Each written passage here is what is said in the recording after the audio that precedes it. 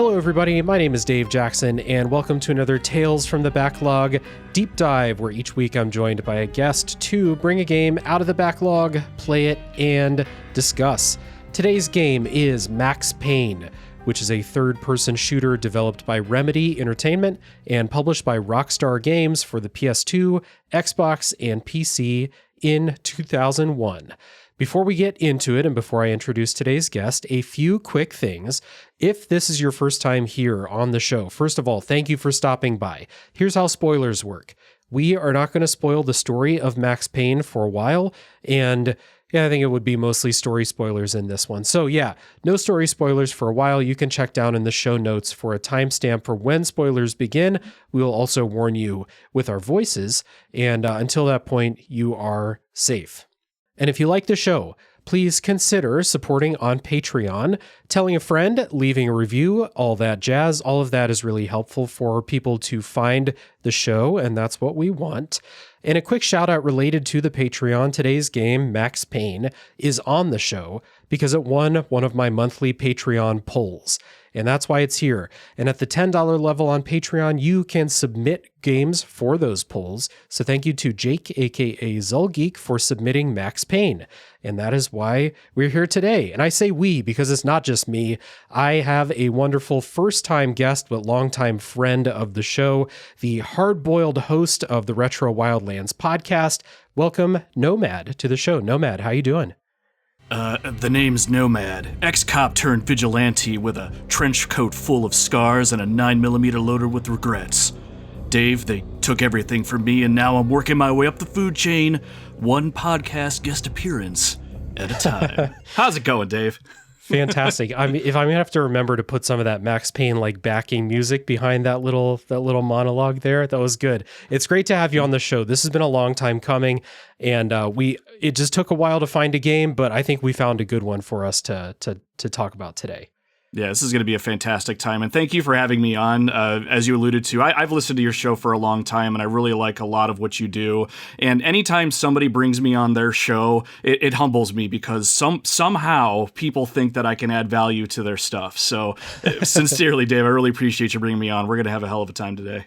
Yeah, right back at you, man. I feel the same way. I mean, like I've had the great pleasure and fortune to rub shoulders with so many great people in our podcasting community, people, professionals in the industry and stuff now. And at the end of the day, I'm just a guy who likes to talk about video games. And here we are. Look at us. Who would have thought? So Max Payne is the game today. And we always start with our quick pitches, elevator pitches for Max Payne. I say this is New York City noir cop drama in glorious bullet time. Nomad, what would you say? For me, Max Payne is a noir story of a man who solves all of his problems with bullets, bad metaphors, slow motion, copious amounts of painkillers, and an ever-present need to squint at everything like it owes him money. Oh yeah, we'll talk about the Max Payne face for sure. I should have practiced for all the video people. I'm sorry, I'm going to let you down. I can't do the Max Payne face. Maybe if we podcast long enough. Yeah, they would just twist and contort your face in any way that you can. I played this on PC. It took me 7 hours to get through the story here. How about you? Where have you played this? How long does it take? I've played it technically 3 times now. The very first time back when I was a wee lad, I honestly can't remember, but I played on the PlayStation 2. I ended up replaying it.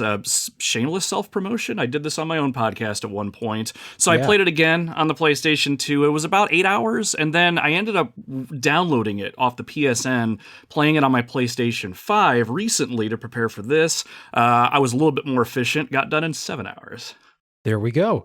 You can shave a couple hours off, I guess, if you're not dying a whole bunch and stuff like that. But 7-8 hours sounds about right to get through the game here today. Mm-hmm. So, time to get into Max Payne. It was directed by, and here we go for names that I have not practiced pronouncing, Petri Yarviletto, and produced by more easier names to pronounce, George Broussard and Scott Miller. We'll have some more credits as we go through the rest of the episode, but those are the main ones up at the top here. So we always start with our personal histories with Max Payne. And the game studio that could. This is 25 years ago almost with Remedy, and I think that some people are going to have a pretty extensive history with Remedy at this point too. So Nomad, you said you were on this back in the day on the PlayStation 2. What was it that drew you to it, and have you played Remedy's other games in the meantime? So I've played some other Remedy games for sure, but originally back in the day, what really drew me to Max Payne was, and it sounds weird to say this, but I don't know any other way to articulate it. Like, I've always been a fan, even when I was younger, of more quote unquote adult games.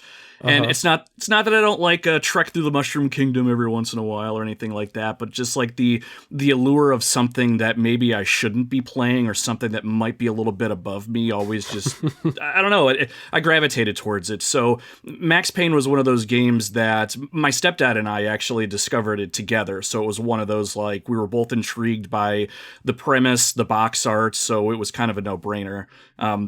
I don't remember specifically when we got our hands on it originally, but it was relatively soon after we got our hands on the PlayStation 2 for the first time. So we were just in this new ecosystem and just really interested in what this new system could offer, and Max Payne seemed right up our alley.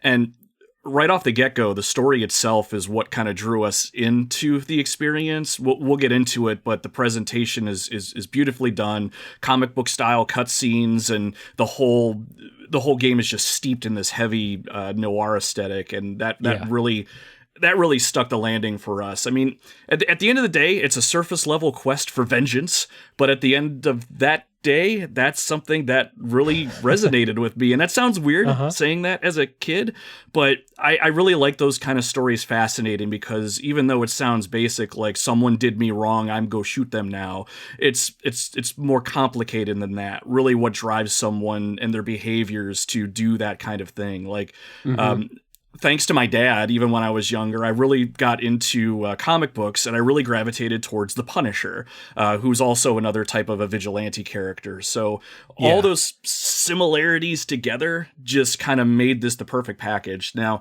after Max Payne, I'm probably going to forget some, but really what stuck out for me remedy-wise was Alan Wake.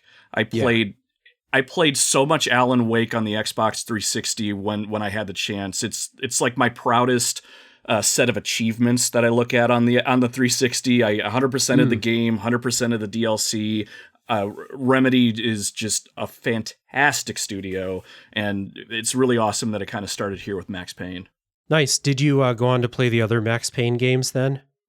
You know, it's funny. I have not, although I own them. They're on that shelf right over there. And nice. And it's not that I never wanted to. It's just one of those, never got around to it. But number 2 is definitely queued up. I mean, there's no way I don't finish this series now. So soon. Right on. Kind of cool. I like the feeling it sounds like you guys got, because it sounds like you came to the PS2 maybe like a year or later, like after it came out. And it's kind of cool to have a new console and like a bunch of games that you can kind of go pick through, stuff that's already come out. I had that experience a few times, like with the PS4, and had a great time doing that. So this is my first time playing Max Payne here. And I had not really heard of it when it was contemporary. I think back in 2001, I was really heavy on stuff like the GameCube and the Game Boy, would have been Game Boy Color, I guess, at that time. But yeah, basically anything on PS2, if it wasn't like front page of every gaming magazine, I probably missed it back then. I didn't even know what Final Fantasy VII was back then. So that's how far removed I was from PlayStation stuff. So it really wasn't until, like, obviously I heard about Max Payne through the years, but it really wasn't until we did an episode of my other show, a Top 3 podcast. We did Top 3 PS2 games on that show. We did an episode all about that. And Bloodbath, one of my friends and co-hosts on that show, put Max Payne in his top 3. And that got me thinking, like, oh yeah, Max Payne, like the bullet time and the Max Payne face and all that stuff. And maybe I should play that someday. And so it went on my backlog resolutions list. And then I kind of just got lucky that Zulgeek put it in that poll and it won. And here we are. And as far as Remedy goes, I just played Control. I've never played Alan Wake. I never played anything else by them, including the other Max Payne games. So I'm very aware of what Remedy is doing these days, obviously, but back then, nothing. So, Max Payne, top level thoughts here. I had a good time playing this. I was a little bit worried about going back and playing a third person shooter that's 25, almost 25 years old now. You know, like I just wasn't sure how it was going to play out because I knew it wasn't going to be like what I would associate with a third person shooter these days. And it's kind of weird. Like when you think of like modern third person shooters, a lot of them are like cover based shooters, and Max Payne is not.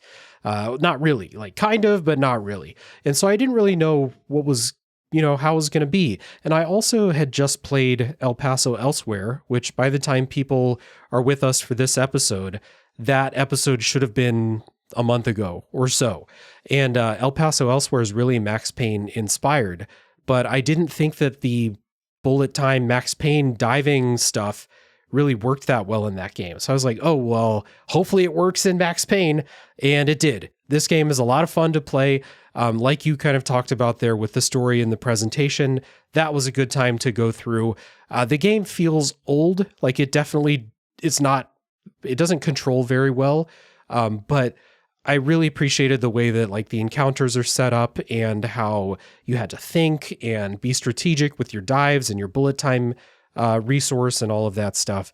So, just top of the show here. I think this is good. I think that it's still good. And it's a kind of another example in this like thing I'm building up in my head where I'm tempted to say that it holds up, but I think that I would rather just say it's good and always was good, Yeah, it's funny you say that. I often think back, and I alluded to it on my own show, like I do feel like this game holds up today, but I don't know if that's really the right verbiage because it was very evident to me, I think, when I replayed it recently again, that this game is clunky as hell in a lot of ways. It has platforming segments in it that in execution. Yeah. Oh, we gonna get there.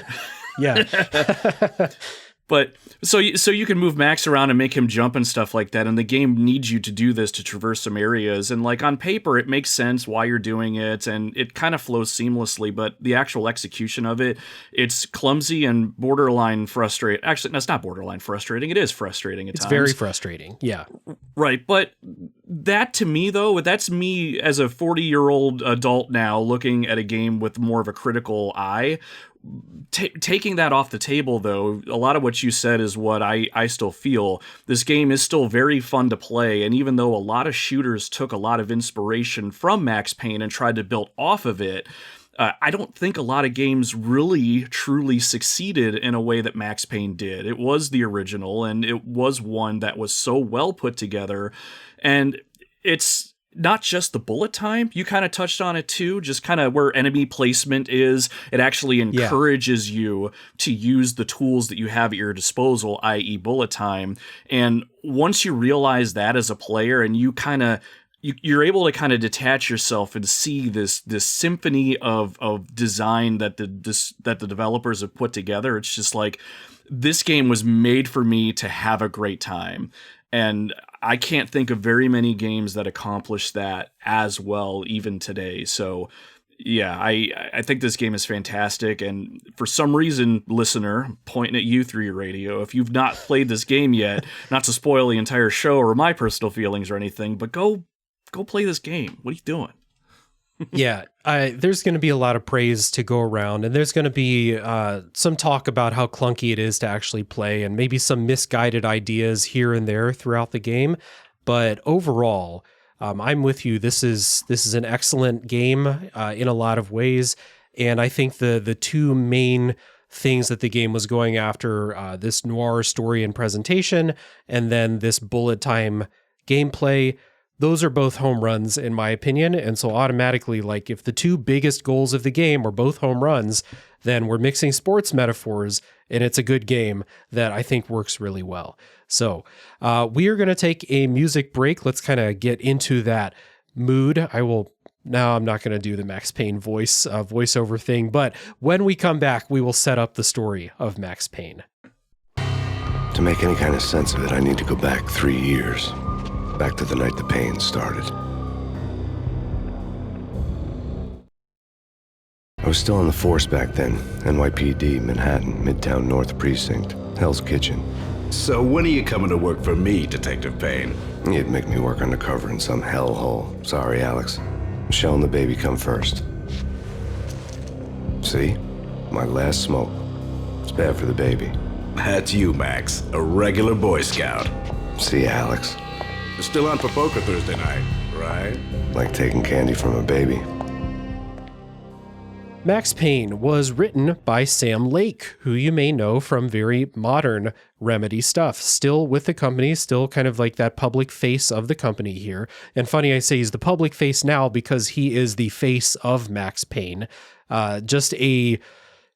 Feels like a picture of him doing that scrunched up face wrapped around this like polygon head that Max Payne has. So the likeness is Sam Lake, and then the voice for Max Payne, which is going to be the other kind of part of the presentation, is by James McCaffrey there. So I had a note here about the Max Payne face. It's going to be the first thing you notice. It's goofy as hell. It is very prominent, like in cutscenes and stuff like that. It's one of the things I knew about before starting the game, and I thought it was funny before. I still think it's funny now. It holds up in a very endearing sort of way, I think. Yeah, 100% agree. And it's one of those things where when I do eventually play Max Payne 2, I'm going to like it just a little bit less because they decided to actually render an actual face on the character. So that's going to be kind of disappointing. But like, it adds to that charm of the game too. Not just the face, but the whole reason behind it. I mean, they just, for a lot of the characters in the game and the people that are in the comic panels, I mean, it was employees of Remedy or their friends just trying to find ways to make this game and make it fun. And that face is perfect. And also too, I noticed, I don't know how many times you died playing Max Payne, Dave, but sometimes when you, oh, of course. sometimes when you die and the camera kind of shifts around, you'll actually see a different face on Max, which is like one of sheer pain. And it's just like, all I can think about is Sam Lake sitting in a booth somewhere, just trying to make his different faces contort to do different emotions or whatever. Like it's those little things that just really add to this game. Yeah, Sam Lake has a very expressive face. If you just see pictures of him today, he's doing funny faces in pictures that he takes and stuff like that. So it works. That's one of the things I kind of wondered, because Remedy is remaking Max Payne 1 and 2, and kind of like you said, like they're probably not going to keep that face in the remake for Max Payne, but I hope it's like an Easter egg somewhere where, I don't know, you open a locker and there's a poster of his face or something like that. They got to do that at least. Or at the very least, I'll pay $1.99 DLC to get that face. Yeah, there we go. Yeah, get a skin. Yeah, exactly. So the story in Max Payne, at the very beginning, you play through this kind of inciting event where Max gets home. He's a cop. He's a detective. He comes home. He finds that his wife and newborn daughter have been murdered in his house by some people that are high on this new designer drug called Valkyr. And so because of this, you kill the intruders. They're still in the house when you get there. Because of this, Max goes undercover, working with the DEA, infiltrating an organized crime family that's distributing the drug. And 3 years later, Max is still doing this DEA work, and his partner is killed in a shootout in the subway. And that blows his cover with the mob, and the police think that he killed his cover. So he's wanted by both of them now. And this is how you said, like, Max goes on this vigilante revenge story, just kind of blowing through anybody in his path. He's still following the leads he finds to find out who killed his wife and baby. And the cops want him dead and the mob wants him dead. So he's just kind of, a man on a mission all by himself. Just kind of shooting through anything that comes across. So that's the basic story. It's a revenge story, kind of like you said in your history with this and our top level thoughts there. This is like the revenge story is one of the most basic stories in the history of human storytelling, right? And we have what I think at the end of the day is a pretty simple revenge tale. There are red herrings and some twists along the way, but it's a little bit less nuanced than some of the other revenge stories that I've covered on the show, even recently, like Nine Souls and Sifu, for example. Max Payne is more just kind of like, shooty revenge story. How do you feel about this? Yeah, I liked it then and I still like it now. I think just to add on to what you've said, the basic story setup here is perfect, but it wasn't until recently that I really, really thought about it this way. But what I really like is how they present this particular revenge story. And I'm not talking about just the comic book cutscenes and how Max Payne just so artfully describes through narration his surroundings and things like that, which we'll get into. But for me, and I don't know if you caught this really, but the game starts off the very beginning. It seems like we're at the end of the game. And then Max goes back in time to kind of tell the story of what led him to the moment we see in the very beginning of the game. So all of the dialogue and everything is happening in past tense. So everything's told in past tense. Like this whole experience that we're going through is just this. And I heard somebody else say this, so I'm not going to take full credit for it, but it's basically just one painkiller induced roller coaster ride. And because it's presented that way, it adds something different to it. I'm not really sure why for me, but I also started to think too, it's like maybe that explains why we can do bullet time and why maybe there's so many enemies that we fight, because Max Payne and we as the player kill a lot of frickin' people. And it just made me think, if he's retelling the story, maybe that's the reason why for a lot of things. So that's a lot of that. Yeah. It is just like a kind of a different type of story at the end of the day. Max is not conflicted about what he's doing. Max is not really made to reckon with what he's doing. It is just, he feels very vindicated in his revenge and his vigilante, blaze through the mob and the cops and everybody who stands in his way. So it's not really that complicated at the end of the day. It's not that deep, but like you said, and I agree with you, it's a good time to go through the story.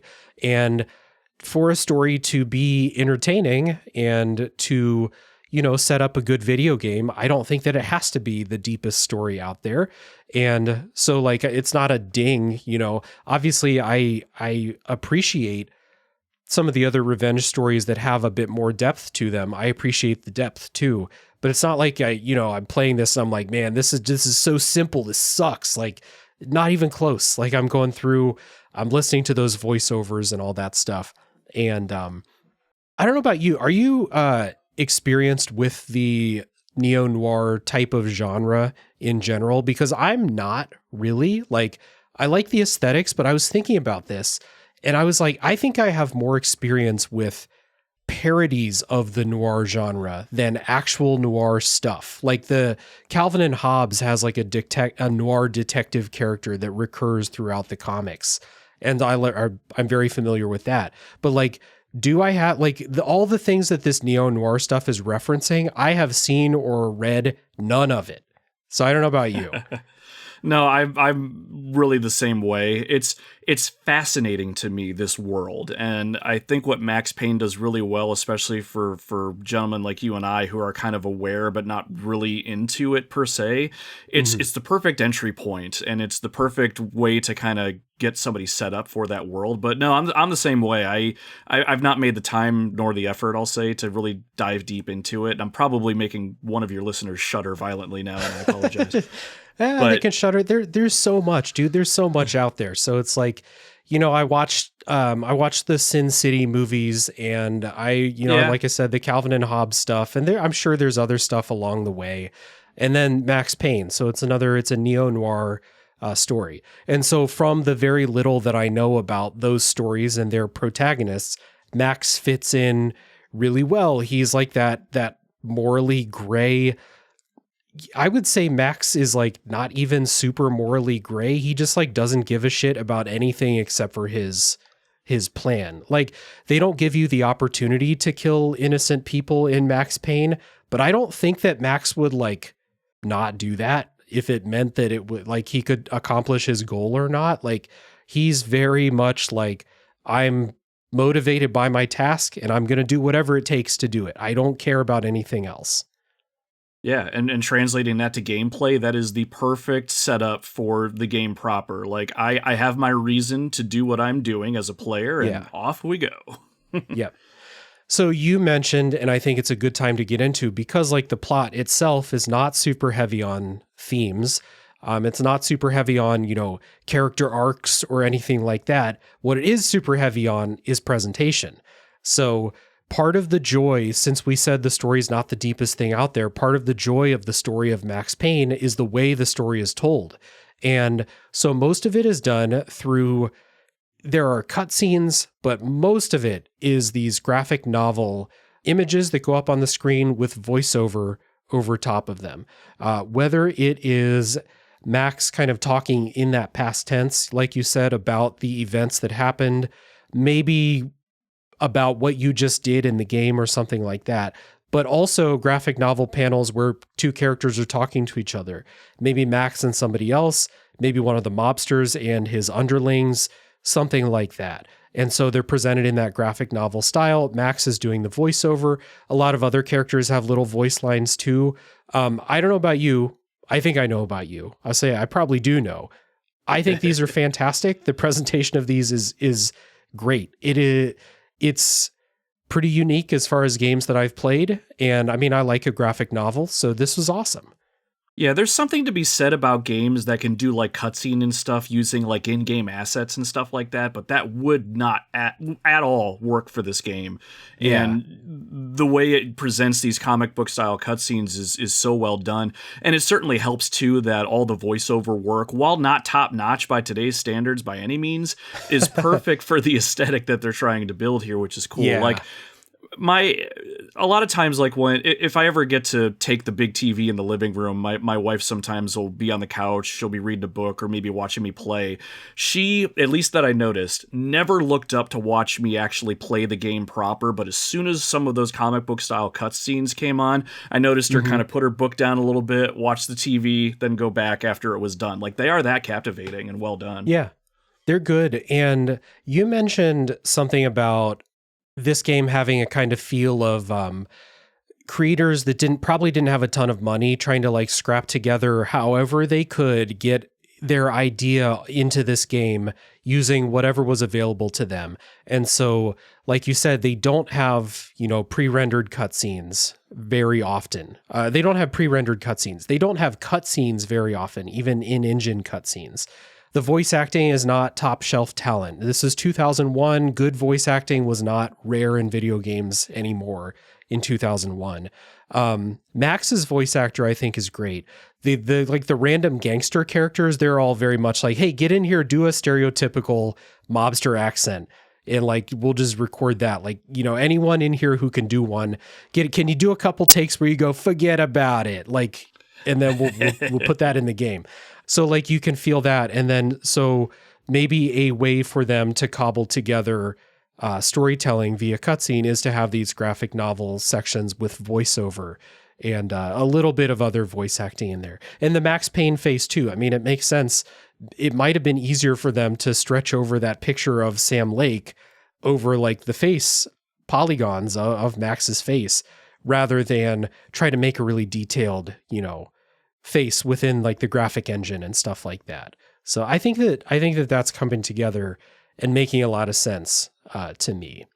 Yeah, agreed. It all flows very cohesively, and unless you go and seek out the development history to learn all these little things, in my opinion, I don't think you would have ever known. They did that well enough a job of it. And you mentioned bringing a bunch of people in a room to say things like "forget about it." I know you came across that one room where there's like 3 people just saying "forget about it." Forget about all 3 it. of them just yelling that over and over again. So I mean, there's some comedy in Max Payne and that kind of stuff too. Yeah, and that adds to the whole presentation too. Like it takes itself seriously when it doesn't, and when it doesn't, it seems like they're still taking themselves seriously. Like it's such a complete presentation package in that sense. It is, yeah. So I noticed both of us here wrote down a kind of example of the Max Payne monologuing that we both thought was exemplary of what you can expect in here. The writing has that kind of like wordplay heavy, lots of metaphors type of stuff that you would expect from the noir, neo-noir genres, where the protagonist just does a lot of monologuing, describing situations in ways that no real person would use to, talk to themselves. So I wrote one down where Max is talking about a mobster who's kind of like at the end of his rope. And so let me try to get my voice ready here. He was a pushover. The moment I stepped into the room, he folded like a deuce before a royal flush. He was trying to buy more sand for his hourglass. I wasn't selling any. Beautiful. And you don't talk like that in real life? That's strange. Yeah, my favorite is it's a point where Max, kind of in the beginning of the game, is going on his rampage, going after one of the mobsters he's after, and the mobsters know he's coming, and in the cutscene he goes, "The word was out. A deadly virus released into the city's corrupt circulatory system. Something wicked this way comes. Max Payne at large." Like, come on, how do you not get chills? It's great. Yeah, I love those. And so I'm the type of person where if I'm kind of bored during cutscenes, I will look at my phone and like listen to the cutscenes, and that's a Dave's brain problem as well. But in the Max Payne cutscenes, I'm in. I'm looking at the details in the graphic novel parts. I'm looking at, the face, because the faces that they draw in the graphic novels are a little bit better than the in-engine faces for people. And more characters have that kind of like JPEG stretched over the face kind of look than just Max. It's just Max who has like the really distorted, goofy looking one. So like I'm checking out the graphic novel stuff. I'm reading along as the voiceover, or maybe the voices are going through these conversations and stuff. So like this is maybe a presentation choice that they made out of necessity, but it is a very, very stylistic choice in the finished product here. And it contributes a ton to the vibe of playing Max Payne. Like I don't know, man, like I'm trying to think again in the remake, because like now Remedy has the resources to do something else. If they want to do something more expensive, they can. But like, I really hope they stay with these graphic novel things, because this feels like Max Payne to me. I don't think I want to see two characters in engine sitting at a table talking to each other. No, I 100% agree with you, and I had this conversation with someone earlier. Like, I'm very much looking forward to these remakes, and not to drone on about them, but my one fear is that the technology of today is going to dull the shine of what the original was. And maybe I'm sure it won't be their intention, but there's just something magical here with how it was put together that no remake is going to be able to replicate. But hey, I still think it's still going to be pretty good when it comes out. I mean, hell, look at the Resident Evil 2 remake. They could do good with remaking and making stuff. So, but still, the presentation stuff that we've been bringing up here, they're not going to replicate it. It's not going to happen, but we'll see. I'm cautiously optimistic. For the presentation, I'll say the game's going to be a banger. Yeah, no, I think that Remedy has built up enough goodwill that like, I think they're going to respect the vision of it's their creation too. So like, I think they would respect the artistic intent of the original game. And I don't know, like maybe if they're just like, yeah, we did it because we had to, but we didn't like doing it. But it doesn't seem like that when you're playing the game. It seems like everyone's having a good time with this stuff too. So I think that I'm with you. I'm cautiously optimistic that they'll keep that, and they'll use new technology to improve the stuff that I do think needs to be improved, like how it feels to control Max within the game and stuff like that. The presentation doesn't need to be updated a whole lot. And we'll see if they agree with us. One other part of presentation that I don't want to leave out is the music in Max Payne. And so it has two principal credits. And again, here we go, pronunciations. Kaartsi Hataka and Kimmo Kajasto. I think that's how you say J's in Finnish. Anyway, and they're also part of a band, I suppose. Like, I think doing a little bit of light Wikipedia researching, and was redirected to a band when I clicked on their names. So anyway, the music in Max Payne is kind of like background, just kind of setting that kind of like thriller type tone. Pretty dark, pretty gritty, I would say. Not a lot of melody in it. And I think when I think of Max Payne music, I think of the main theme that plays on the main menu. It sets this really foreboding tone. It has this heartbeat as like a percussion instrument in it, and so does the background track during the graphic novel sections. Those are very dark and gritty tracks. And then like when you get into combat, like when a boss fight starts or something like that, you get this like electronic rock that is very different from the other music in the game, but gets your pulse going, lets you know, big section, I guess. I don't love that stuff. It's kind of like, it reminded me of System Shock 2, which was not that far away from this game, where System Shock 2 has this weird high tempo electronic music during combat that like doesn't fit that game because it's a horror game otherwise. And Max Payne kind of has that same kind of feel where it's like this combat music is so up tempo. I don't know, maybe they want me to get into like the pulse pounding action or something, but I liked the darker kind of more foreboding stuff more than that.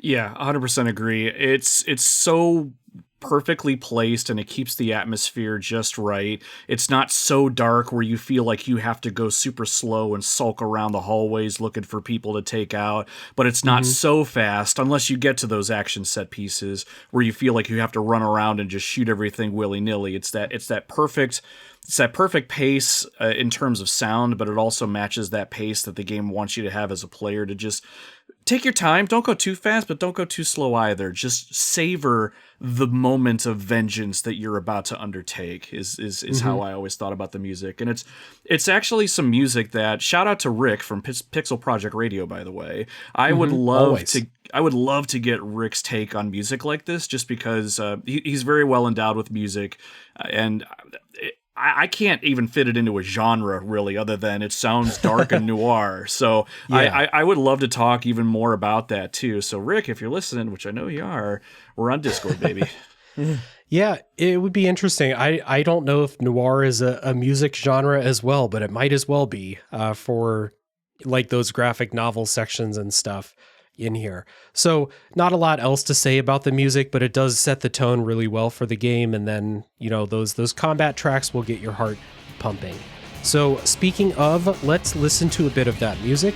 And when we come back, we're going to talk about what it's like to play Max Payne.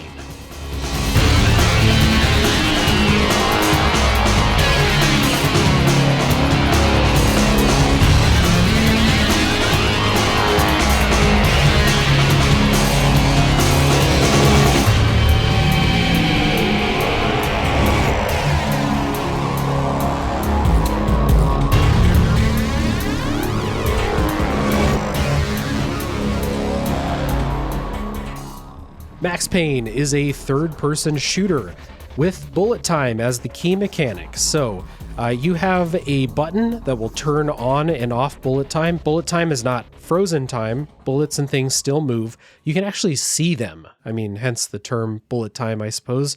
Time is so slow that you can see bullets coming. But the bread and butter of the game is you have a button that makes Max leap across the room. It covers a pretty big distance, and that will automatically turn bullet time on if you have enough of this resource. There's a bar that shows how much bullet time you have. And I think, number one, bullet time is cool. Let's just get that out there. There are very few cooler mechanics in video games than bullet time. And like I played Cyberpunk 2077, I had a bullet time ability, and my character could run around with a sword and knock bullets out of the air, and it was fucking awesome.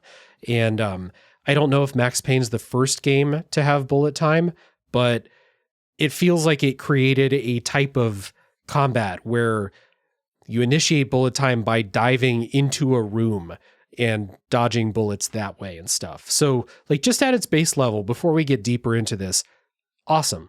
No notes on bullet. Well, that's a lie. I have lots of notes, but bullet time is awesome.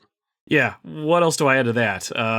No, you're right. It's so fun, and I mean, really, what it comes down to is two things for me. One, it's so well integrated into just the core gameplay that it's not a gimmick. It's something that exists and in such a way that really amplifies the game experience. Right? It is the game. Like let's be clear here. Max Payne's gameplay is all built around what bullet time does for you. It's not an ability on top of other abilities that you have. It's not a gimmick. Like you said, this is the key function in the gameplay in Max Payne. Yeah, it goes so far to say that if you can't master bullet time or at least use it competently well, you're gonna have a difficult time with this game. Oh yeah, yeah. The developers purposefully designed levels and enemy placements for you to be able to use this mechanic skillfully, and that leads into my number 2, kind of like you said with the Cyberpunk reference. There is nothing more just badass feeling than slowing down time, taking out 2 or 3 people before they can get a shot off, and turning that bullet time off, right? Like, I think the closest I've ever gotten to feeling that badass is like putting together like a shelf without having any extra parts left over. I mean, come on, this is awesome. Yeah. So you touched on something that I think is the thing that takes this from like an interesting thing that makes you feel cool to what I said at the top of the show, which is like, this is a tactical thing that's basically required of you to progress through, beyond like maybe like the second little chapter or something. Like you can kind of get by flopping around and not mastering it for like the first chapter or so, maybe the first act of the game. But after that, this game gets pretty difficult. And the things that contribute to it being difficult is, number 1, Max cannot take a bunch of shots. You're pretty fragile. And since Max is on this revenge story and he's going after these mob bosses and stuff like that, they all know he's coming. And so the enemies are all set up most of the time in ambush scenarios. So you'll walk into a room and there are 3 guys with their guns pointed at the door. The second you open the door, they're waiting for you. So you can't just run into a room, and you can't just like hide out. A lot of times you can't like hide, several rooms before, because the doors will close. The enemies will rush out, or maybe the enemies will retreat to an even further position back. They'll kind of like fall back, get into a new ambush position. So this sets up this kind of puzzle of Max Payne combat where you can't dodge bullets in regular time, but I think the way it works is that you're invulnerable while you're in the air in the dive. So if you leap forward, I think that you're invincible. Or bullets will, they're kind of spread out. They're not all, one after the other focused on this one spot.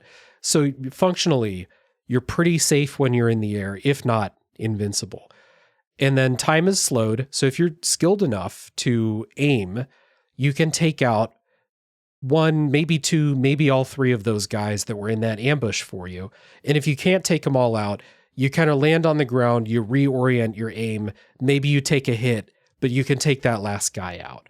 And the whole game is built around this exact type of scenario. So either you dive into a room, you dive around a corner in a hallway, something like that. That is how combat should begin in Max Payne, is by you ambushing the ambushers by doing the bullet time stuff to initiate everything. And earlier I said that I played El Paso Elsewhere, which has this exact same mechanic, but the encounters are not designed like this. And so the dive to me felt like a stylistic flair more than a tactical thing that I felt like I needed to do. In Max Payne, I think this is mandatory, and it sets up a really cool tactical approach to a room when you don't know how many dudes are around this corner or through this doorway. So you dive in bullet time. You're like, okay, 1, 2, 3, pop, pop, pop. And then maybe you fall down. You have 1 guy to clean up. And it just repeats like that and gets more complicated. Guys will retreat and set up new ambushes. It's just really cool and really smart how these encounters are designed. And I totally agree with you when you've said that a few times throughout the show so far. These are just really, really well-designed encounters.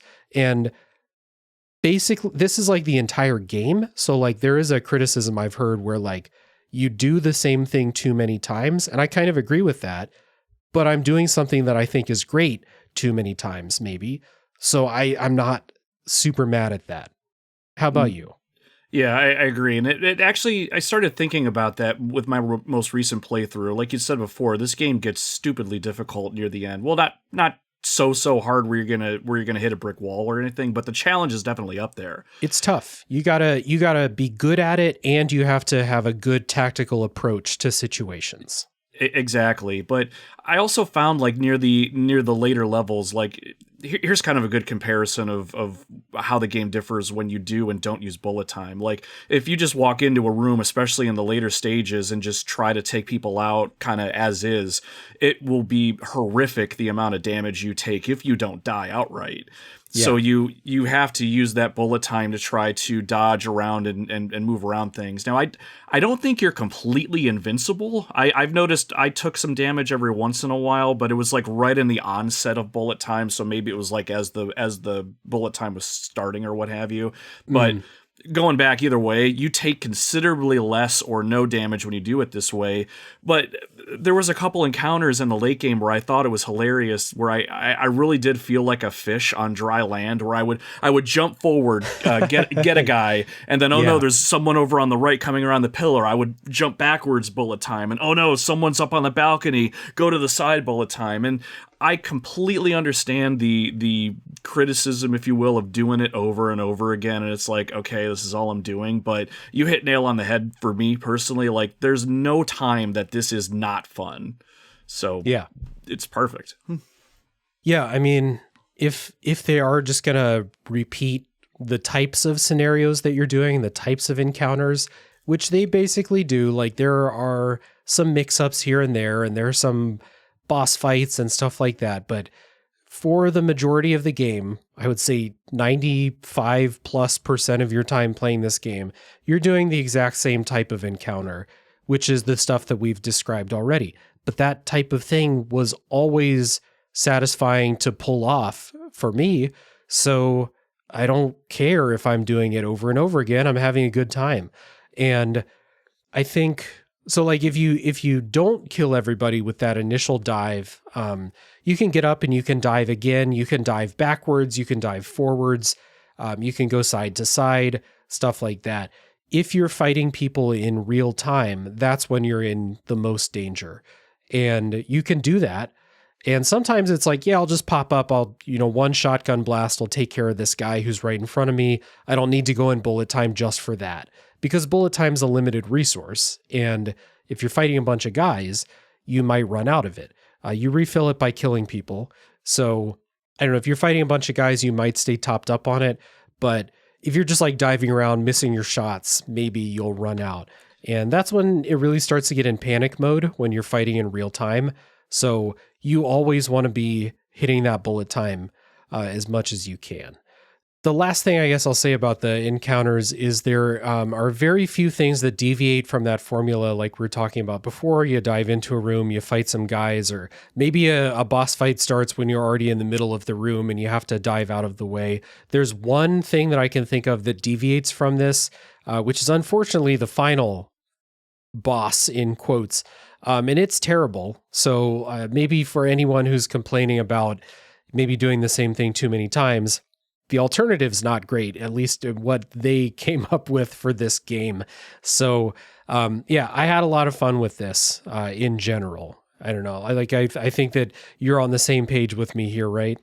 Yeah, 100%. I mean, sure, it kind of gets a little samey here and there, but even still, it's very fun to play around with and find different ways to make work for you. And there's never an instance where if you see an enemy around a corner, it's never not fun to just bullet time dive around that corner. Like I still remember poking my wife on the couch once, seeing this obvious setup and going, honey, just watch. And she would just look up and just go, that's nice, dear. But for me, it really made it too. And then one thing too, I was telling you off air that I thought was really cool, and I didn't notice until like playing this game probably for the third time. Bullet time diving automatically refills your weapons with no reload animation. So that gives the player even more incentive to use this amazing mechanic. So yeah, I can't think of much else to pile on top of this pie here, but it's just chef's kiss. Are we doing chef's kiss still? Oh yeah, we're doing Chef's Kiss. Plenty of Chef's Kisses in Max Payne. Yeah, running out of ammo in midair and then just kind of like falling down all sad. That's never fun. So that reload thing I didn't notice, but that's cool. One other thing about the bullet time, since you're in slow motion and like the duration of your dive is finite, your bullet time resource is finite, your ammo is finite. It's helpful to know when enemies are dead, even if you're still in slow motion. And the enemies in Max Payne do a really loud, like, grunt when you kill them, and they instantly ragdoll in like a really exaggerated way, even in slow motion. So you're never unclear. I should not do the double negative. You're always clear on when an enemy is dead, even if you are going in bullet time, which is good. I love that. And very satisfying. The death cries of the enemies, while they're a little cringy sometimes and they're recycled a lot, they're the perfect bullet point, pun intended, to your rampage. And sometimes too, and it's very wonky with graphics of the era, but sometimes when you clear out like the last enemy in an area, the camera will do this like whirlwind kind of view around the body as it's falling, and it's like it wants to be cooler than it actually is, but it's still pretty freaking cool. Yeah, it's like a final kill cam type of thing. It feels very inconsistent. It doesn't mean that you're done fighting in a level all the time. At least it didn't feel like it to me, but like, you know, in the general part of the level, yeah. So at least, you know, like I can run around, I can hoover up ammo now. I can look for painkillers because that's how you heal. And those are precious when you find them. So that's good. Other parts of gameplay, not great. So the other parts of this, first of all, the way that Max feels to just control, really, really weird. It is basically impossible to run in a straight line in this game. It just feels like he's always swaying, and hey, Max is on painkillers, so I get it. But from a gameplay perspective, very hard to run in a straight line. You might find yourself like swerving into walls from time to time. Sometimes clunky when you hit the bullet time dive and you're like, oh, I wanted to dive at a 45-degree angle, not a 90-degree angle. And suddenly I'm diving straight into a wall, or like trying to dive through a door, but I missed it and I'm hitting the door frame. You know, like sometimes that happens. Where this really comes to a head is there are a couple of platforming sections in the game.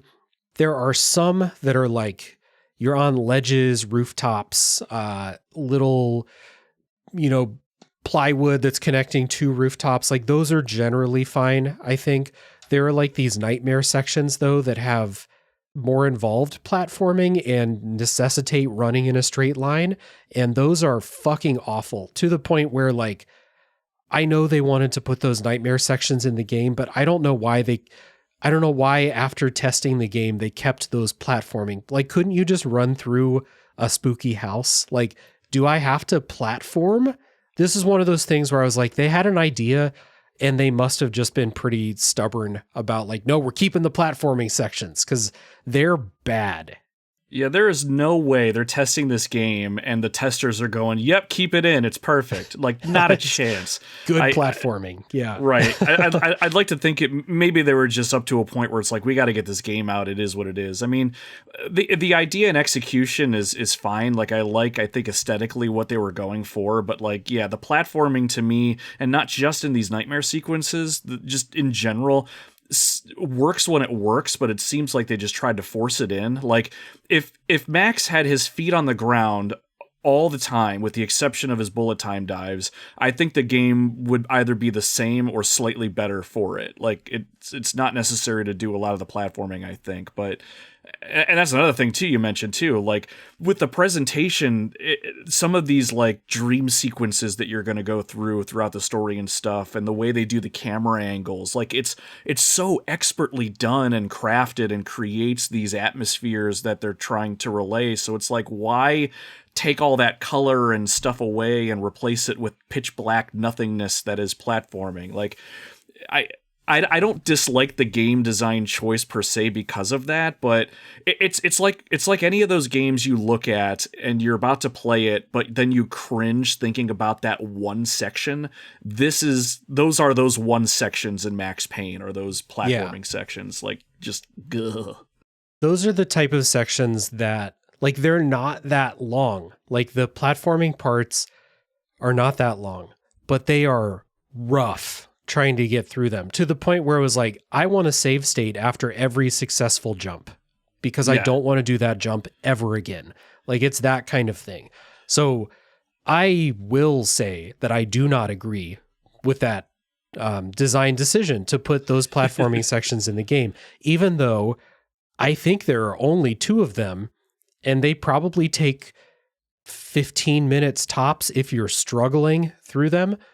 And I was struggling through, because again, like, you have like this section where it's wider than it looks, but it's still not very wide. And you need to run in a straight line with a character who, if you press straight on the stick, does not run in a perfect straight line. Like, or maybe it does if you have robotic control over never moving a degree to the left or right on the control stick. It is just, it's one of the, man, I will almost never say this, but I kind of wish the game had tank controls for those sections so that I could just, we're not pointing in a different direction, we're running straight. Yeah, so like during the points where you're going through the hotels and the buildings and the subways and all of these other levels, like, it doesn't really matter if you run straight or not. Sometimes you dive in a weird direction, and Max does this comical sideways dive straight into a wall, which is not helpful for you. That's like, it's kind of funny, kind of quirky old game, you know, we deal with it. But then it's like, yeah, do this precision platforming with these controls. I'm like, this sucks. And I don't want to like I don't want to spend like 20 minutes talking about it, but like, for a game that I got used to the way it controlled for combat, and by the end of the game, I felt very competent in a combat situation.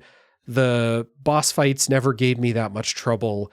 Combat encounters would give me trouble if I like couldn't find a guy, or I would always die. You know, sometimes enemies will like retreat and throw a grenade down the hallway as they're retreating, and I would always get surprised by the grenade and killed.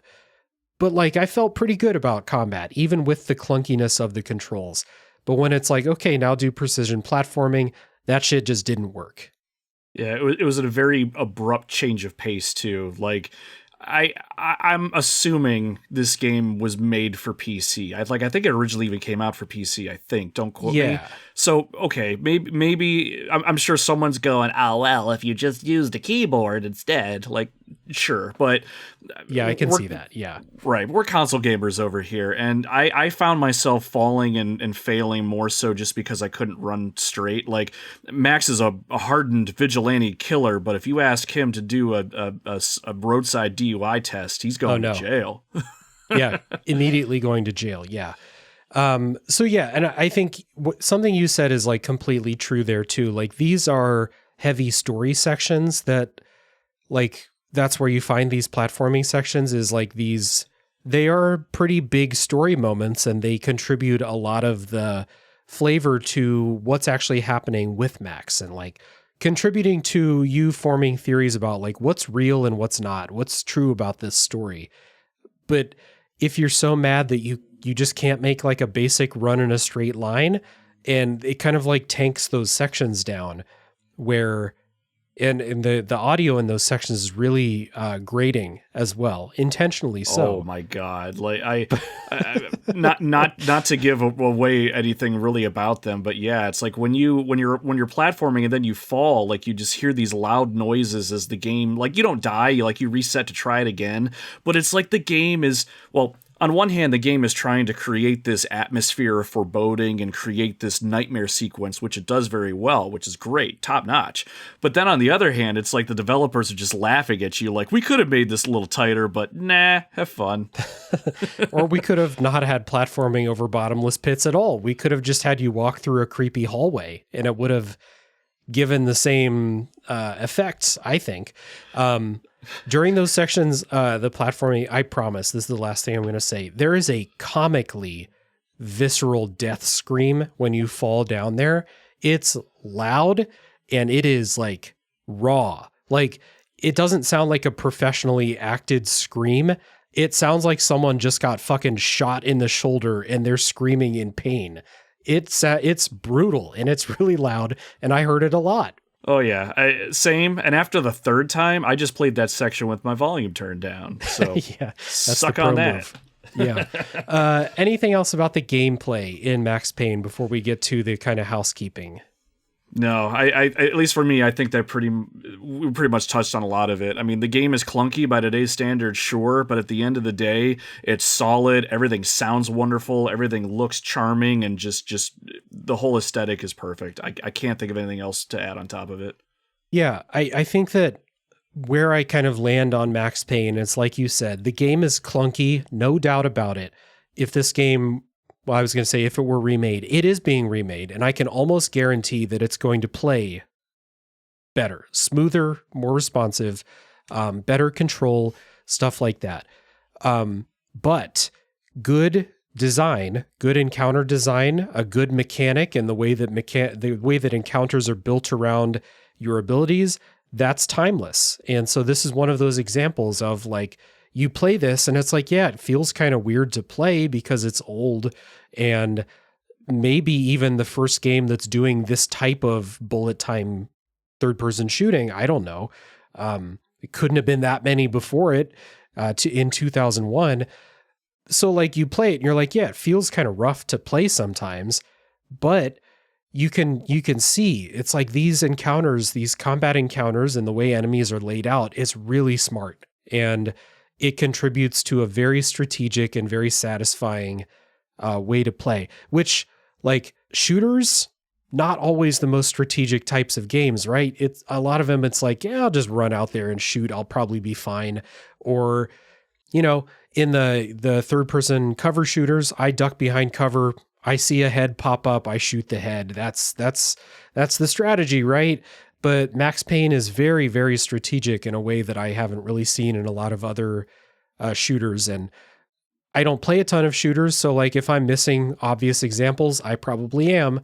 But yeah, it's one of those things that, like I said, I've been thinking about kind of the way we talk about retro games as we get more and more into modern tech and evolving games that like play and control like a dream and stuff like that. And so we often say that, hey, Max Payne holds up. But it's kind of, I feel like that's kind of reductive sometimes because this was always good. And we're getting to the modern day. If you have an eye for it, I think you see these were well made back then. It's not like a modern eye is going to look at this in a different way. I don't think the controls, the way Max feels as a character to control. Yeah, it's kind of weird, but like the core of the game is good, was good, will always be good, I think.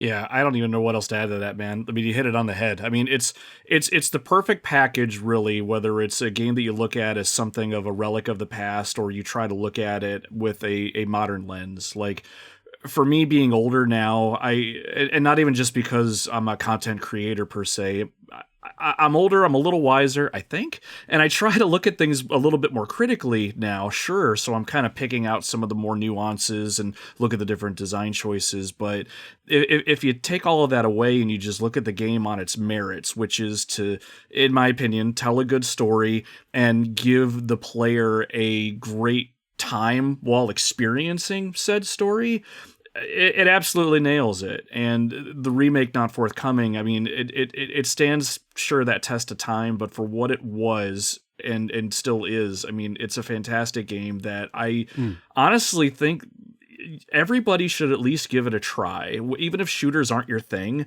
just to kind of see what this game is all about and just give it a try and just be able to look back and see what I feel like at times a ragtag group of just passionate developers put together and built with their bare hands.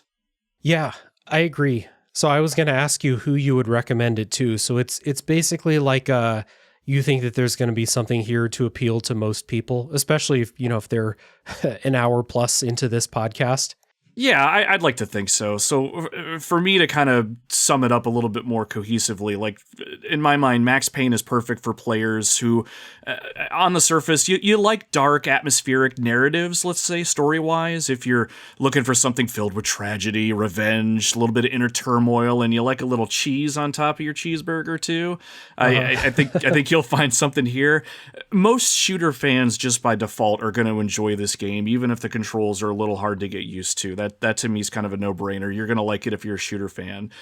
The developers, like we discussed, for some reason wanted to make platforming work in this game, and it's going to be frustrating for some. And even for me back in the day, I actually got so mad at this game, at the platforming, I had to walk away from it for a few days. And depending on what your competency is or what your threshold is, that might frustrate you. But if you can get past that and just embrace what the game is and what it's trying to do, I think most people are going to really get a lot out of this. And at the end of the day, too, it was, a 7-8 hour experience. So if you go the distance, you're not spending a ton of time, and it's one of those classics that if that's what you're looking for out of your video games, you want to go back in time a little bit and just experience something really, really great, Max Payne is going to be a game that you're going to be happy you played. Yeah, I totally agree. I think that those two main selling points, the bullet time combat and all the stuff that we've talked about up until that point that makes that work. I think if you think that sounds cool, you are going to find it to be pretty cool, I think. And then that Neo-Noir presentation is really well executed, in my opinion. And, I don't have the context to compare it with the greats of the genre or like the inspirations in the genre, but just as, me taking in this story and the way it was presented, I had a great time with it. I thought the voiceovers, the presentation were all awesome. So I think on those two kind of main selling points, it works. And if you think that sounds cool to you, then I think you're going to enjoy Max Payne. And I'm interested in playing Max Payne 2, especially Max Payne 2, maybe Max Payne 3 if I like 2 a lot. I understand that 3 was different, we'll say. Yeah. But I am excited to play Max Payne 2. I'm going to try to get that done before that remake comes out. And then I am going to play the remake. Like, now that I've played the original game, now that I see like what I feel like is the spirit of this game, I think the remake's going to kick ass. And I don't see Remedy fucking this up. Like, I've been surprised and disappointed before, but I don't feel like this is going to be the one to disappoint. So I think Remedy has love for their creations. And I think that's going to show in the Max Payne 1 and 2 remakes. And if I eat my words on that, then whatever. Wouldn't be the first time. So I'll be there. Are you interested in the remakes? Oh, 100%. If you're eating those words, I'll be eating right along with you, because I 100% have faith in Remedy, and maybe they've had a misstep here and there, but they're solid. They've proven it, and they've got a great IP to work with. Yeah, for sure.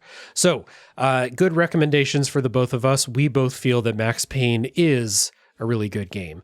And little housekeeping before we get into spoilers here. So we always start with the guest, and at the top of the show, I said that Nomad was the host of the Retro Wildlands podcast. And you may have heard the podcast trailer on this show from time to time, but I will let you talk about the Retro Wildlands, tell people about the show. I think you told me Max Payne was the first episode of the show. No, not the first, one of them. One of the first. Yeah, I should probably know this. It's my own show, but I feel like it's episode 19, but... Okay. Yeah. Pretty early. It's fairly early on, and I will say, Bob, a friend from work, buddy, pal, if you're listening this long, my pal Bob was... He's been with me during my podcast journey, encouraging me and listening to my shows on occasion. And I decided to do the Max Payne episode mostly for him, because he absolutely loves that game. And I know he's listening to this show now. So Bob, that one was for you, buddy. But no, to give the elevator pitch on the Retro Wildlands, it is my gaming podcast where I, as a 40-year-old, it originally started out with me wanting to just go back and play old retro games that I missed out on when I was a kid and kind of look at them through a modern lens. But what it quickly turned into was I turned the Retro Wildlands into a gaming experience using the game's music and sound and create a show where you and I, listener, are actually sitting together figuratively and going through the game together. And this way I'm able to talk about the game, what it's all about, how it works, but also give you my personal feelings and maybe attach some memories to those games too. And it's been a very, very fun project. I'm not as consistent as other podcasts out there. Like, I'm not on a weekly schedule or anything. This is purely a hobby for me. I've got a full-time job. I've got kids I got to feed and water, beautiful wife, 2 dogs, that kind of thing. So my show is very much whenever I have time, but we have over 65 episodes in the backlog, as it were. Games such as Max Payne, the original Resident Evil, Contra on the NES. And it's been really fun to go through and play those games either for the first time or replaying them. So if you're looking to listen to a show about some older retro games to either go down nostalgia lane and revisit something that you've loved before, I'm definitely going to tickle your fancy there. Or maybe you're interested in a game that you know nothing about and you want to learn about it for the first time. I feel my show format kind of fits both of those categories, if you will. So I'm on all the major pod platforms. I'm also part of the Super Pod network of podcasts, so you can check us out over at superpodnetwork.com, or I also have a link tree, linktr.ee/Retro Wildlands, and you can find us over there. We're on the iTunes, we're on the Spotify, over up on the we're everywhere. Search Retro Wildlands and you'll find us. I would absolutely love it if you joined our expedition. And the best part about the whole thing, my expedition is led by my dog. And who doesn't want to be a part of that? There we go. Yeah. So yeah, I really appreciate, and I think I don't know if I said this on or off air, but I appreciate just kind of how unique, like you're not always talking about games that are like niche or uncovered hidden gems, so to speak, but your episodes are unique compared to even, let's say you and I did an episode on the same game. Your episode will be a lot of like the game's history, your personal history, kind of walking through the game, lots of music, lots of sound effects, stuff like that from the game itself. And so there's like a really authored touch to your show and like a very produced feel to it, which is, you know, you and I, my show here, we're having more of a conversation, which makes your show unique out there. So when I see something, it's like, you know, I've heard a dozen podcasts about Metal Gear Solid 3, but I know your episode is going to be different. So worth checking out for sure. And there's been some cool games on the show recently, stuff that like when you think like retro gaming podcast, you're like, all right, Mario, Zelda, Resident Evil, Contra, stuff like that. Episode about Kung Fu, which just looks like a you know, old ass martial arts game. Tecmo Super Bowl. Let's see, Jackal was the most recent episode at the time of recording. I've never even heard of Jackal or Kung Fu. So it's like not just the hits either. It's the stuff you want to talk about. And that's the fun part too. Like Kung Fu was one of the original games that came out on the original Nintendo here in North America. One of, if not the first beat 'em ups, quote unquote. Jackal, top down. They call it a run and gun shooter, but it's a top down shooter where you're in a Jeep and you're laying waste to enemies all around you. And it's such a simple concept, but either you've heard of it or you haven't. And I think that's so much part of the fun of doing this podcast project is finding these, dare I say, hidden gems. Yeah. So some of the hidden gems and then some of the classics along the way, like Contra 3 and stuff like that. So yeah, I'll give the recommendation for people to check out the Retro Wildlands. And like I said, give it a try. You're going to find that really authored touch to the episodes. I mean, a solo podcast is really hard to do. I don't do it very often. So I really appreciate the style that you put into those solo episodes for sure. Awesome, man. I thank it. Thank you. Praise from you comes. I hold you in very high esteem, Dave. I told you that off air, so I really appreciate the kind words. And yeah, if you're listening and you want to give the Retro Wildlands a shot, I would absolutely appreciate it. Your time is definitely valuable to me. Why you would spend it listening to my show is beyond me, but if you do, I thank you. Well, I appreciate that. Kind words from you as well. So, for this show, I did my plugs at the top. Just a reminder, I didn't talk about the Discord server. I do have a Discord server, which is a lively and friendly group of people. So if you want to hop in, talk about Max Payne, maybe talk about what you hope from the remakes, or any of the other various conversations going on in there, there's an invite link down in the show notes. Remember patreon.com/realdavejackson if you want to support the work I do monetarily, and vote in the polls so more games like Max Payne can wedge their way into the show and kind of become something that I unexpectedly really enjoyed. So that is all for us for now. We're going to take a music break, and when we come back, we will have full spoiler time for Max Payne.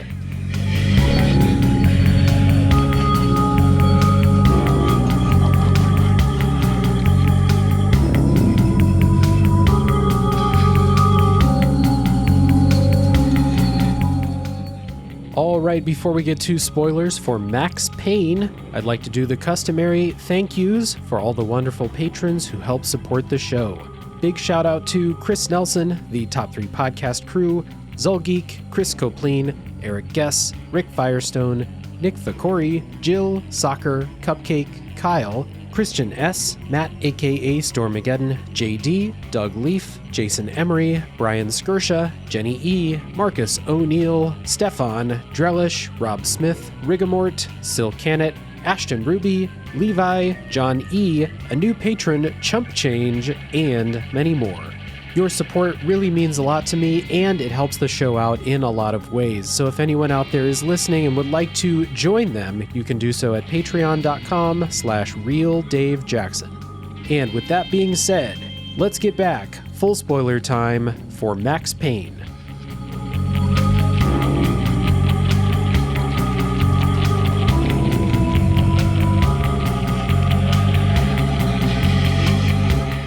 All right, we're back, and it's full spoiler time for Max Payne. And as always, it is not a linear walk through the story, so any spoilers are fair game starting now. So I wanted to start the spoiler discussion just by kind of talking about those directions that I thought the story was going in.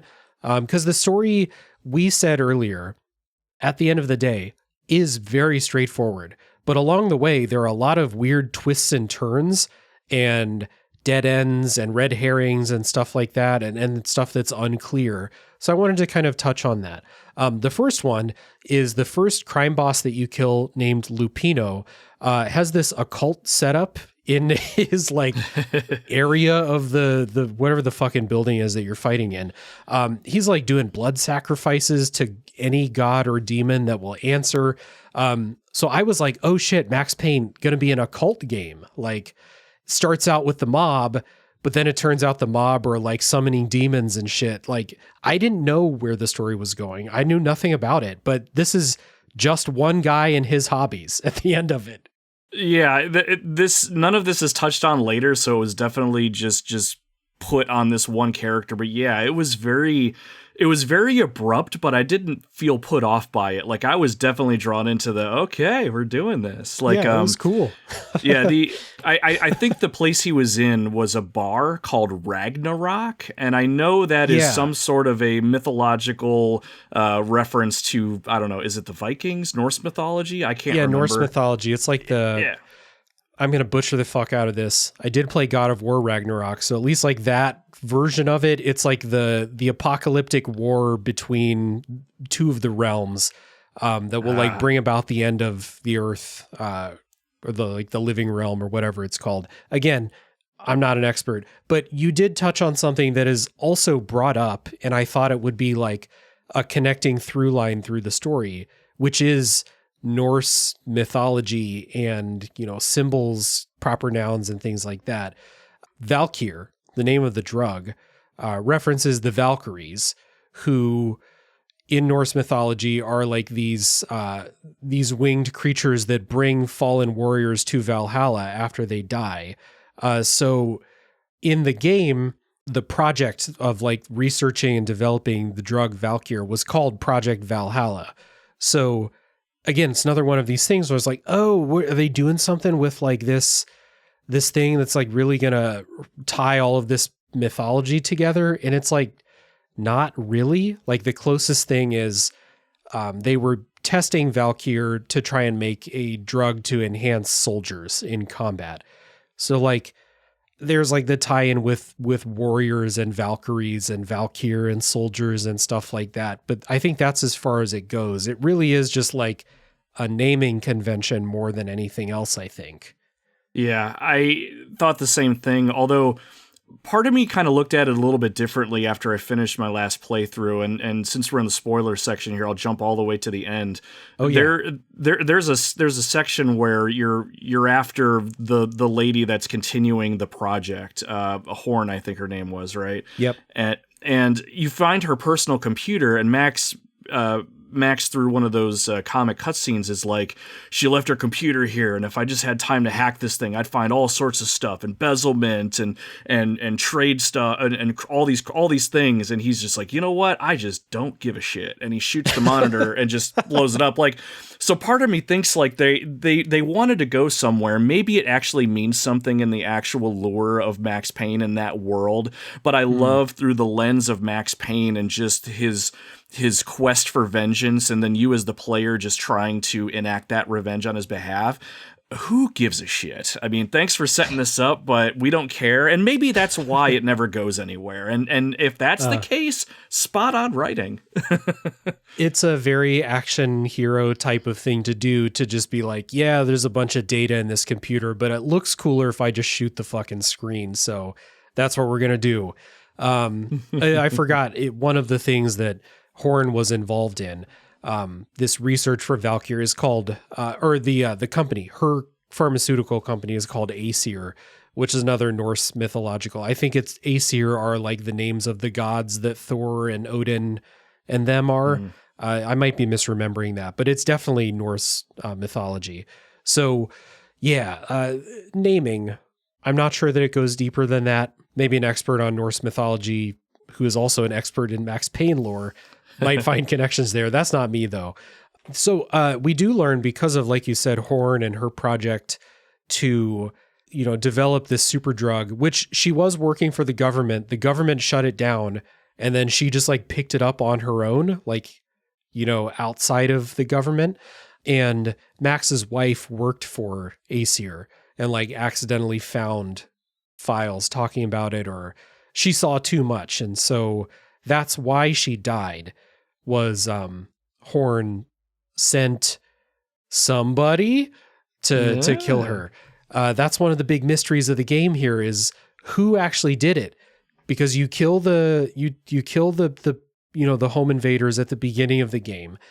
And then there's a couple sections where like it's strongly hinted that Max killed his family. There's that one section where like you walk in the room where the murder took place and you see another Max Payne in there and you have to kill them. So you could take that two ways, and I wonder which way, if it's one of these two, that you took it. You can take it as Max saw the truth, which is that he pulled the trigger, because there's also a hint that like maybe they were shipping this drug to Max's house. So maybe he was taking it. Ooh. So maybe that's what happened, or a metaphorical, Max was too busy with his police work. He blew off his wife when she tried to tell him about her concerns about what she found. So he feels responsible for their deaths. Therefore, the connection is there. Like, he didn't pull the trigger, but he did kind of kill them. Yeah, when I think back on it, and I think it's still true now, I more or less think it's that guilt of his, that he feels like he's the one responsible because he was involved with his work, wasn't around, he pulled the trigger metaphorically. That's what I gravitated towards when I think of the narrative that way. But really, it could have gone either which way. I mean, the story did, I think, a good enough job kind of setting up both of those possibilities. And because the central antagonist, at least in the beginning, is the drug itself.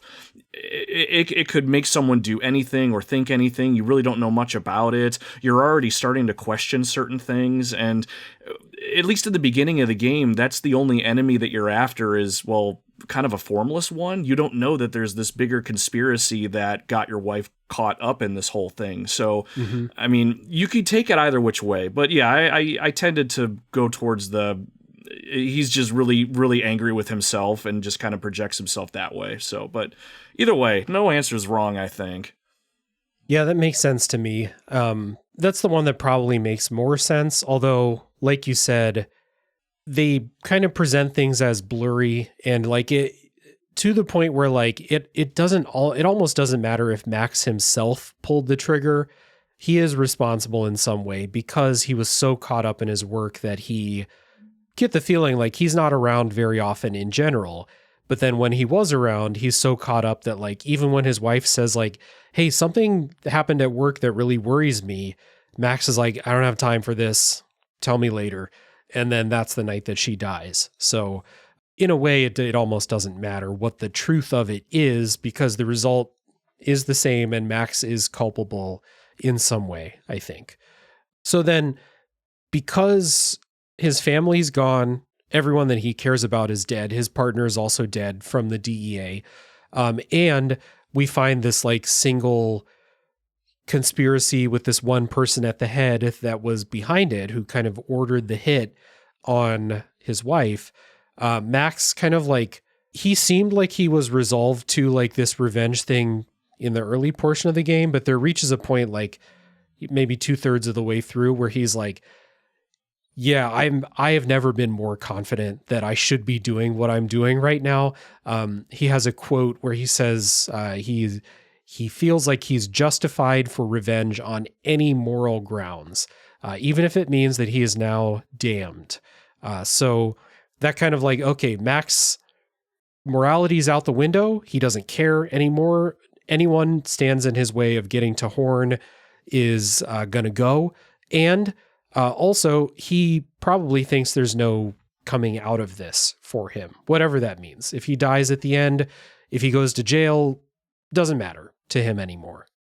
Yeah, from a storytelling standpoint, at least from my perspective, I've always found that kind of fascinating. I mean, the idea of revenge, eye for an eye, that kind of stuff, like we said before, it's a tale older than time. But what makes tales like these more fascinating is what it does, or what the idea of vengeance or redemption, even in times, does to a person as they're enacting it. Like for Max and us as the player, this is an 8-hour mission of revenge, and we're blowing through bodies and we're learning things and discovering things, and it subtly changes him and how he thinks over time. And I've always appreciated good writing when you can kind of articulate that slow change in a person over time. And now, granted, the writing in Max Payne is not like Shakespearean master class level or anything, but it's just done well enough to where you can empathize with what he's doing. And I found myself even thinking, you know what? Yeah, we are justified in this. I'm still going to continue to bullet time the hell out of everybody I see, but I think I do understand truly what it is that I'm doing and why, as I put myself in Max's shoes. Yeah, Max doesn't change a whole lot throughout the story.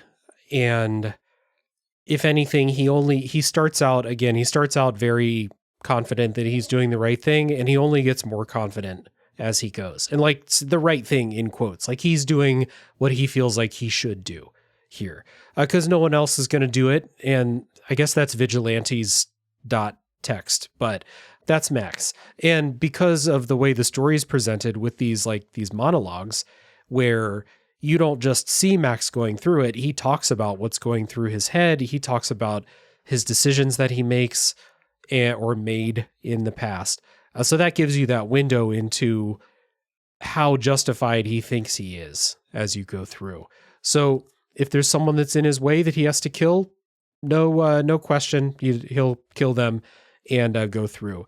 And one of the things that's interesting about revenge stories to me is always like either seeing or imagining what happens after they get their revenge. So what happens to Beatrix Kiddo after she kills the guy in Kill Bill, and what happens to, the characters we've talked about in those other games. What happens to the character in Sifu after you get your revenge?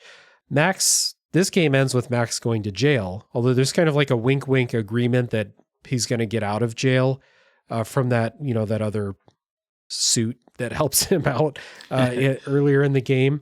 But it's like, we don't know what's going to happen with Max. And I guess that's what goes on in Max Payne 2.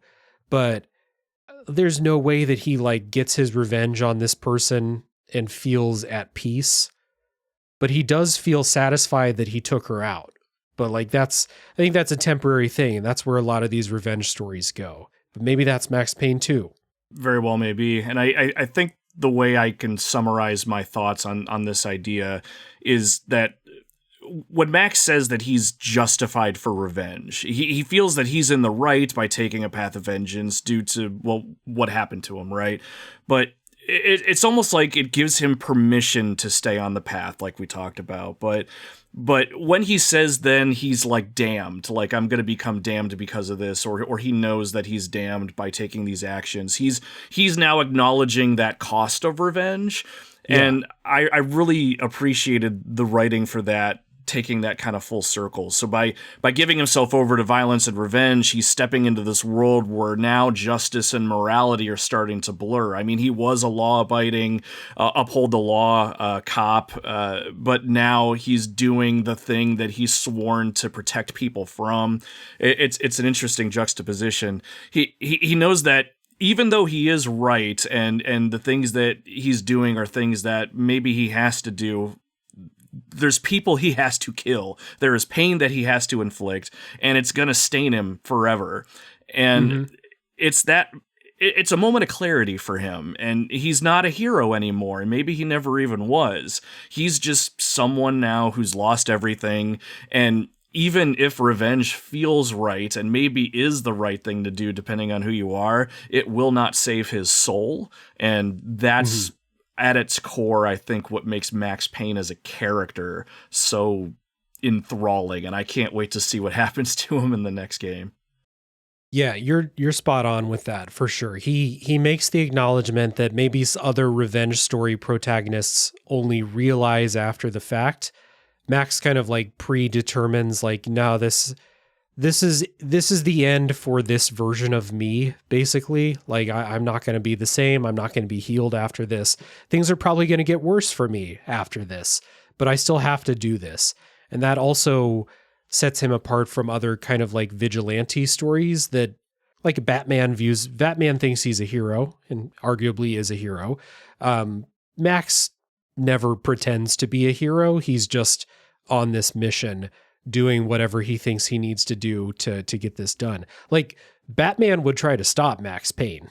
Like, I think that's sure. We're setting up Max Payne 4, but like, that's kind of like the difference in different types of vigilantes. Like, one that views themselves as a hero and on the side of justice as the law says, versus Max, who puts himself on this other level of justice where the law doesn't matter to Max anymore. He has this singular task. Nothing matters except taking Horn out. Once he identifies Horn as the person who's like singularly responsible for it. Yeah, there's a lot of different ways you can look at the vigilante kind of story. Like, I just recently watched the newest Daredevil series. Yeah, that's a good one. Yeah. Yeah, very good. And I like looking at like Daredevil too. Like, he's a vigilante, but he's also one that still at his core believes in the justice system, or at least wants to. So looking at it from different lenses like that, again, that's another reason why Max kind of stands apart. Like, his views on what he's doing and how it makes him feel are different than a Batman's or a Daredevil's or even a Frank Castle, the Punisher kind of thing. And it's all the same kind of story, but there's different ways to tell it, and there's different ways it impacts people. So I guess all I'll say is I hope I never personally go down that path, because that is one hell of a path to go down. Yeah, for sure. So it is interesting to kind of get a little bit more out of thinking about Max as a character and the choices that he makes and the kind of mindset that he's in, as opposed to I get, like I said, some of those other revenge stories I've talked recently about on the show where like the characters are shown to be dealing with, like shown to have a reckoning basically with what they're doing and the effects that it's having on everybody else. Max accepts the effects it's having on him kind of like halfway through it. He's like, well, who cares? This is a one-way trip for me probably, and I'm making peace with that. And I don't know, he might think the world's going to be better off without him as long as he gets this one thing done. And it's like the difference between like Daredevil and Max. It's a good example because Daredevil would try to take Horn, the antagonist in this game, he would try to take her to court and have the justice system punish. Like, he doesn't kill Wilson Fisk. He tries to get Wilson Fisk tried and convicted and put in jail.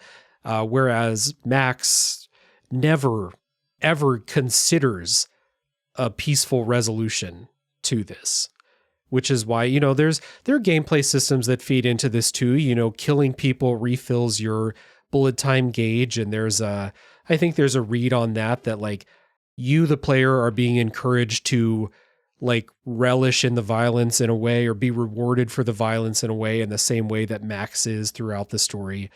I'm going to stay on that surface level read of that because I didn't prepare to talk about that. But I think that you can take that in a way where, gameplay reinforces character and stuff like that too. Oh yeah, that's absolutely present here. And I felt like I felt that fairly early on too. Like it's one thing to take a step back and go, it's just a game I'm playing and these are things in my way I have to remove to get to the next level. But all the little subtle nuances, the bullet time meter, how it refills, and how easy it is to take enemies out if you use these mechanics, which fuel the rage, which fuel the killing, and all that sort of stuff. It's absolutely present, I think, whether the developers planned it or not, which, again, just continues to add to the overall experience of you being this vigilante yourself as the player. Yeah, it's just a video game stuff. That's like, if someone is like, oh, well, the game is asking you to think this way within the game. So then obviously you're going to take that outside the game and you're going to become some, dangerous person in real life. And it's like, that's where it's just a video game, obviously.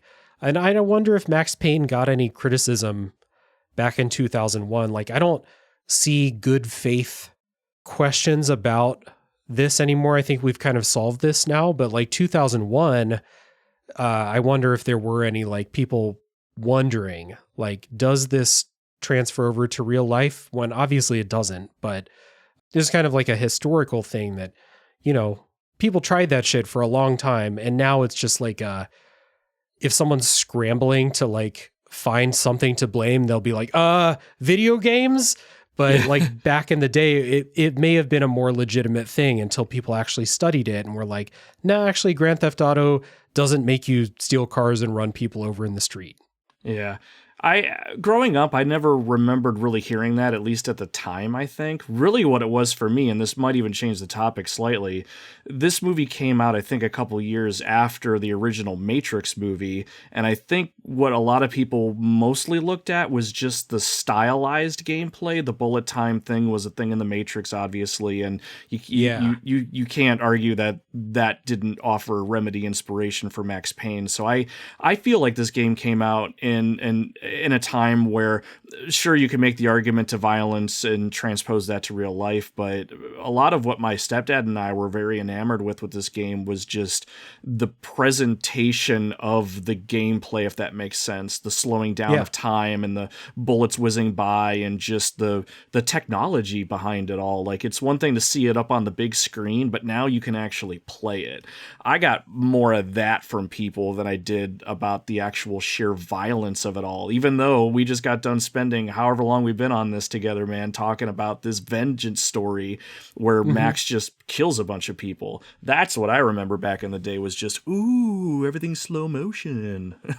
No, I mean, the Matrix was, here I am on a podcast saying something that doesn't need to be said, but the Matrix did blow people's minds like that. Like, it was groundbreaking, breathtaking, all of those things. Like, it was really cool. And then, to take it into a video game, I remember playing one of the Matrix video games for, I want to say GameCube, and it sucked. No, it was bad. Yeah, so Max Payne, there you go. You get your Matrix kick from it. There is one other thing before I wanted to get out. I just want to say that one dream sequence where Max is answering the phone was really cool. I thought it was like, obviously not the first time I've seen that kind of thing in a game now where they're like, Max, hang up the phone. You're playing a video game or something like that. Pretty cool. I thought it was well done. That was pretty awesome. Like that's the only thing that will allow me to give those dream sequences a semblance of a pass. Those damn platforming sections. But no, it was really cool. Like Max, I think, is like literally high on the actual drug Valkyr at this point, which makes sense why he's in his nightmare fueled thing or what have you. But yeah, I thought that was really cool. Like any time you can incorporate like a really good fourth wall break. I mean anybody can do it. It's easy enough to do. But when you work it so seamlessly into the narrative like that, like God, it was almost levels of Metal Gear Solid 2 where it's like, shut the game console off right now. It's like, yeah, what am I doing? What's going on? It did feel kind of Metal Gear Solid a little bit. Yeah, I liked it a lot. It made me chuckle, and it did really well just hammering home the idea that you are tripping balls right now. Mm-hmm. Yeah, that's the part where Max kind of dreams that he goes into the bedroom and he sees, you know, in the very first part of the game, that was when you bust in and you shoot the killers. But then in this one, you bust in, you see yourself, and you're like, oh, okay, so Max, did you not? But yeah, that thing was cool. So just a cool moment. And like you said, the rest of the game, no more fourth wall breaks, just a tactical single fourth wall thing to just be like, oh, that's kind of cool. Oh, he's talking on the phone, but the phone turned into a gun. That's kind of cool. Stuff like that. Yeah. Anything else about Max Payne that you wanted to mention before we wrap up here? No, I think it's a game that, again, listener, if you've not played it before, definitely find a way to experience it for yourself. There's a lot of great things to discover for the first time if you've not before. It's a fun experience. It's a must experience. And if you have played this game before, you owe it yourself to give it one more run before that remake comes out. So get on it. Absolutely. Well, Nomad, I thank you for taking the time and navigating the technical difficulties that hopefully anyone just listened to that was like, technical difficulties? I had no idea. Hopefully it turns out that way. But in any case, I appreciate you taking the time to talk about Max Payne with me. This has been a blast. Yeah, likewise. Thanks for having me on. It's such a joy to be able to talk about a game like this with you, Dave, and I'm looking forward to when you get to play Max Payne 2. And if you need someone to talk about that one with, you got my number, buddy. There we go. You could be the Max Payne guy. So yay, I like it. Yeah. Good stuff. So at the end here, I will give everyone the call once again to check out the Retro Wildlands podcast. There will be links down in the show description so that you can easily find that. You can easily find all the other wonderful shows over on the Superpod network. Lots and lots of friends of Tales from the Backlog are part of the Superpod network as well. So you can check that out. Again, links down in the show notes. Thank you everyone for sticking around to the end, whether you're listening on the podcast apps, whether you're watching on YouTube, or whether you're doing some secret third thing that I don't even know about. I appreciate you. You're my hero, and tune in next week for the next game to come out of the backlog.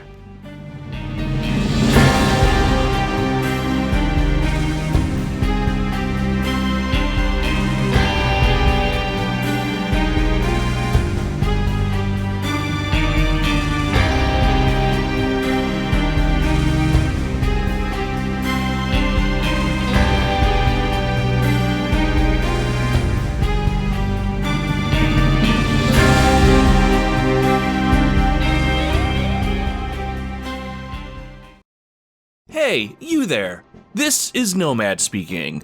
If you love retro video games and you're itching for some nostalgia, check out the Retro Wildlands podcast.